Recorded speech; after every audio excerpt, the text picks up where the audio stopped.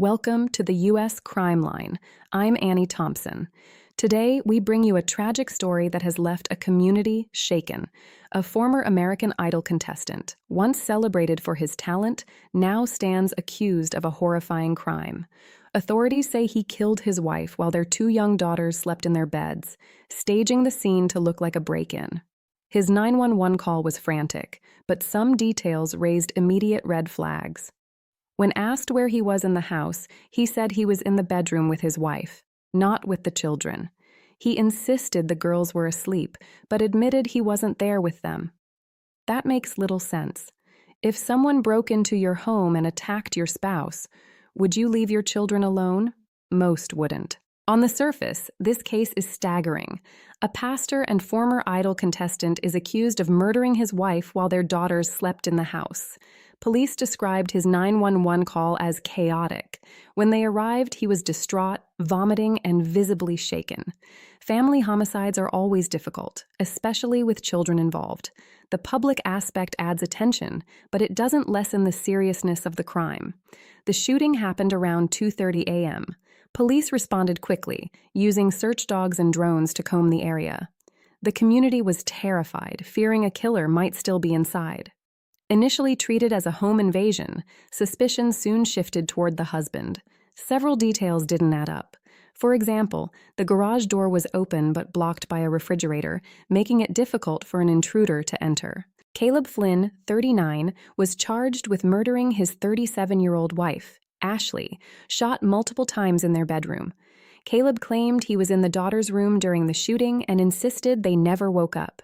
Yet he was in the master bedroom with Ashley's body when police arrived. The children were left alone. Gunshot residue testing details are unknown.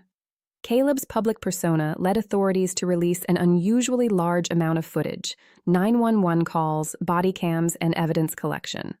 The 911 call raises questions. Caleb reported multiple shots and described the scene in detail. He even knew how many times his wife was shot. Body cam footage shows him on the couch, visibly shaken, wrapped in a blanket, and later collapsing outside, vomiting.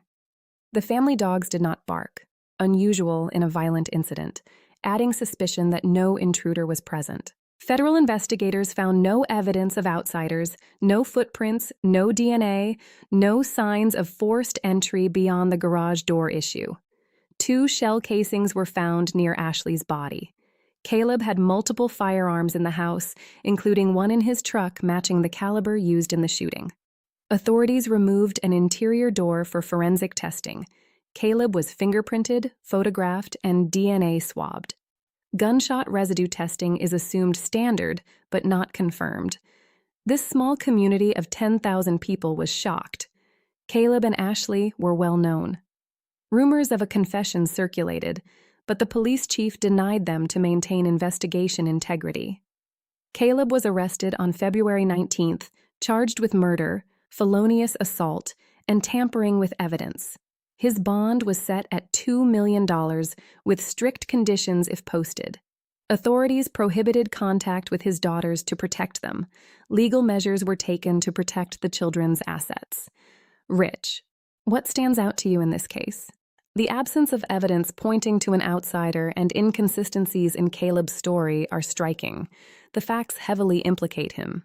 The impact on the children is heartbreaking. In a different incident in Perth, Australia, a restaurant served insect repellent instead of cranberry juice to children. 2 sisters immediately spat it out. The liquid was citronella. Thankfully, no serious harm occurred. The restaurant was fined $40,000 AUD, and the owner lost the business. Crime affects communities deeply. Behind every headline are real people, victims, families, and sometimes complicated suspects. We'll continue to bring these stories with care and respect. I'm Annie Thompson with the U.S. Crime Line. Stay safe and take care.